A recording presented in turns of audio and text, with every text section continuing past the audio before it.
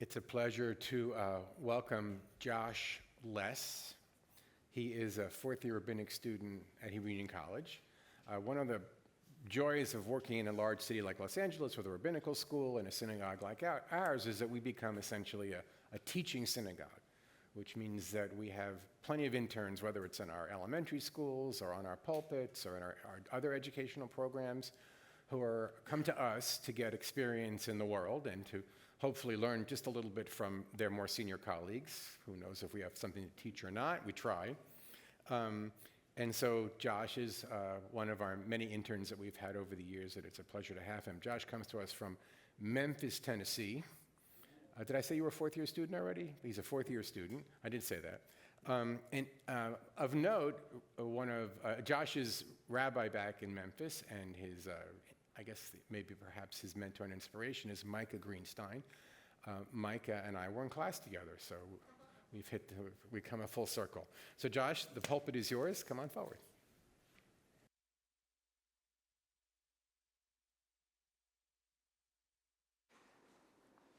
Can you hear me? Shabbat Shalom, everyone. It's great to be here with you all. In the summer of 1969, singer and guitarist Lowell George decided to leave the already successful rock band then headed by Frank Zappa, known as the Mothers of Invention. Lowell George went on to form a group near and dear to my own heart right here in Los Angeles, known as Little Feat. If you haven't heard of them, I would definitely check them out. Little Feat was my father's, of blessed memory, absolute favorite band in the entire universe. He loved them so much that our family lore tells of how he sincerely pitched the idea to my mother that they should name me Lowell George Less. Thank God she vetoed that idea. For most of my life, I related to this story as a funny memory that displays my father's passion for his favorite band.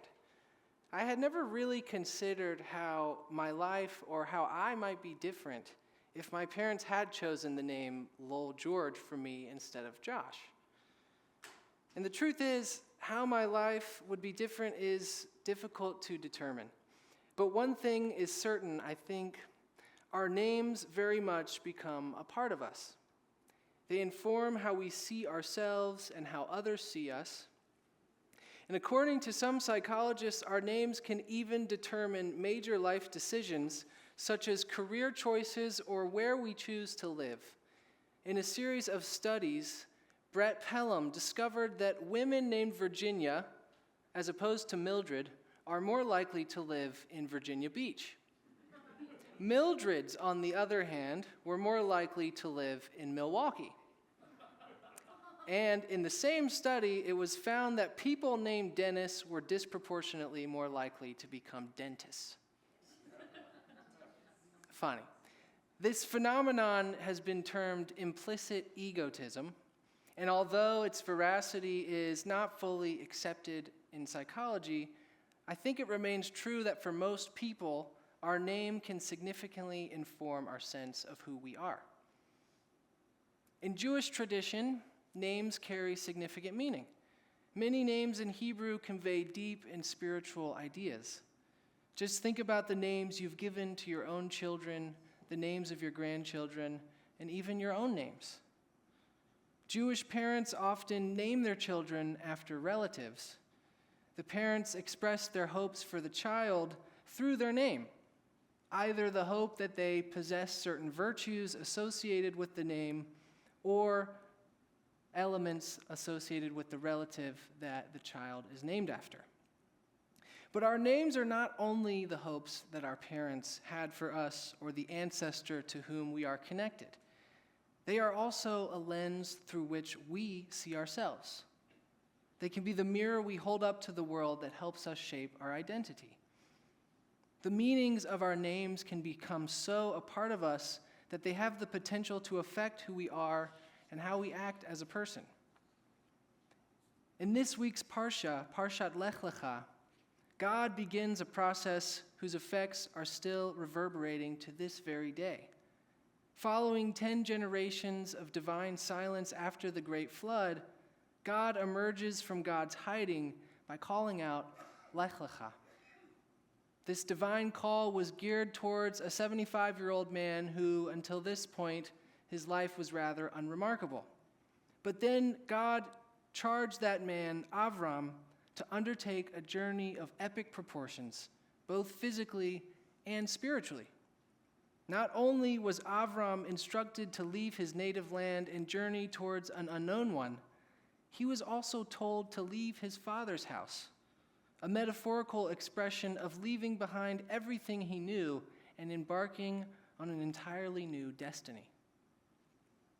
But Avram's journey was not only an individual one, it was also a trek that initiated nothing less than the beginning of the Jewish people's appearance onto the historical scene.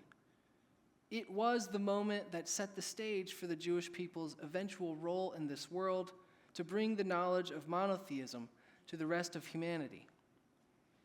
Moreover, Lech Lecha is the time that God makes great promises to Avram, the promise of a great name, the promise of descendants as numerous as stars in the sky, and something that we all know is vital to have, a homeland. The call of Lech Lecha, the journey that follows, and the promises that are included amount to extraordinary changes that will forever affect the future of humanity. Perhaps for this very reason, towards the end of our Parsha, we witness the first name change in the entire Torah, when God tells Avram, Velo yikra od et shimcha Avram, v'haya shimcha Avraham, ki av hamon goyim netaticha. And in English, you shall no longer be called Avram, but your name shall be Abraham, for I make you the father of a multitude of nations. God later changes our first matriarch's name as well from Sarai to Sarah. So what are we, as readers of Torah in the year 2025, to make of these name changes? Interestingly, God provides a reason for Abraham's name change. From here on out, as we just learned, he will be known as a father of a multitude of nations. And indeed, Abraham is later seen as the spiritual ancestor to Jews, Christians, and Muslims. Commenting on this verse, a midrash picks up on the Hebrew letter that is added to both of the names, which is the letter He, which is commonly understood as a name for God. So therefore, the midrash asserts that because of Abraham and Sarah's piety, their names are now forever linked with the name of God. More and more commentaries abound, my friends, but in any case, a name change is no small matter. It communicates a significant shift in destiny and in character. And as we've seen, Parshat Lech Lecha is a parsha full of destiny-making changes for Abraham, the Jewish people, and for humanity. Therefore, I think it makes perfect sense that we now witness the powerful name change of Abraham and Sarah. For many of us, we become very accustomed to our own names, so accustomed that we rarely stop to think about them. They simply are a part of us. Our individual names mean a great deal to us, but of course we are not only individuals. We all are also part of the Jewish people. Just like we become so used to our individual names, we as the Jewish people, I think, have become accustomed to the names that we have. And tonight, taking motivation from Abraham and Sarah's name changes, I want to direct our attention to two important names for the Jewish people to learn about ourselves and what it means to be a Jew. The first name for the Jewish people that I want to focus on is Yisrael. We are known as B'nai Yisrael, literally the children of Israel, named after the patriarch Jacob, who was Abraham's grandson. Skipping ahead a little bit from our parsha tonight of Lech Lecha to the parsha of Vayishlach, which we will read in about a month's time, we witness Abraham's grandson Jacob undergo a name change similar in significance to that of his grandfather. In an iconic scene from Genesis chapter 32, Jacob finds himself wrestling with a man for many hours. Some commentators claim that this man was actually an angel, perhaps the guardian angel of Jacob's brother Esau. Others posit that it was Jacob's conscience wrestling with him. The wrestling ensued all night, and Jacob's opponent grew tired and ordered Jacob to release him. He said, "Enough already." Instead, though, Jacob insisted that the man or the angel or his conscience give him a blessing before departing. So the man or the angel or his conscience obliged, but he really didn't oblige because instead of giving him a blessing, he gave him a new name. He said the following: "You will now be known as Yisrael, because you have wrestled with beings divine and human and have prevailed." My friends, according to this name, Yisrael, to be a Jew means to wrestle with God and to wrestle with humanity. It means to look out at a broken world and seek to fix it. It means to cry out to God when things aren't right. And it means to approach life with the mindset that it has meaning, that it is a beautiful gift. Being Yisrael means to not become cynical, complacent, or bitter. To live out our namesake of Yisrael calls upon us to wrestle with God, to deepen our relationship with God, and to wrestle with humanity to repair the brokenness of our world. The Jewish people's second name is Yehudah. This name derives from one of Jacob's 12 sons, which eventually became the strongest tribe in ancient Israel, the tribe of Judah. In time, all of Jacob's descendants became known as Judeans, or in Hebrew, Yehudim, which is precisely where the word Jew comes from. But before our entire people were known as Yehudim, there existed the singular figure of Yehudah. So let us recall that the patriarch Jacob has 12 sons in the Torah.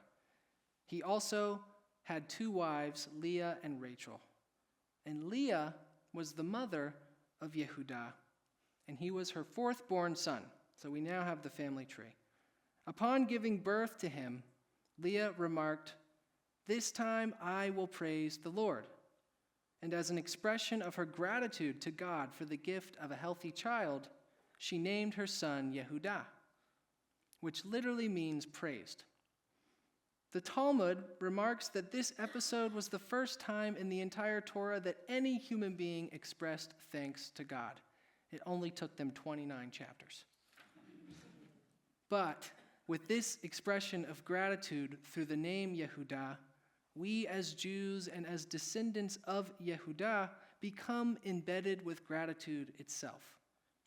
Indeed, words like Todah, which means thank you in modern Hebrew, or modeh or modah in the prayer modeh ani, which we say first thing in the morning, all of these words come from the same root as Yehudah. It is no exaggeration then to argue that an essential aspect of being a Jew is to be a person of gratitude. A fundamental building block of our DNA as a people, one of our literal namesakes, is that of thanksgiving. With these 2 names, Yisrael and Yehudah, we as Jews exist in somewhat of a paradox. On the one hand, we are tasked with wrestling with God. But on the other hand, we must express our gratitude to God. We are told to wrestle with the world in an attempt to make it more holy. Yet we must also express thanks for all the gifts in our world. Part of our task as Jews is to live out both of these namesakes at the same time, to improve and repair while also being grateful and expressing thanks. So in the year 2025, we might all ask, where do the Jewish people need to express more of our Yisrael? And where do we need to express more of our Yehudah? Of course, we can also ask these very same questions of ourselves personally. Our parsha began with God's call to Avram, Lech Lecha. This call began Avram's personal journey from his native land to a mysterious land, to a new destiny, and ultimately to a new name entirely. Just like Abraham, we are constantly on our own Lech Lecha journeys. Just like Abraham, whose new name signified a new way of being in the world, we too can ask how our Jewish names of Yisrael and Yehudah can be applied by how we live in the world. In what ways do you need to channel more of your Yisrael and more of your Yehudah? Struggling to balance both the essence of Yisrael and Yehudah is no easy task indeed. But we, as members of the Jewish people, are not free to desist from it. May we all find the strength to live out both of these crucial namesakes, Ken Yehi Ratzon and Shabbat Shalom.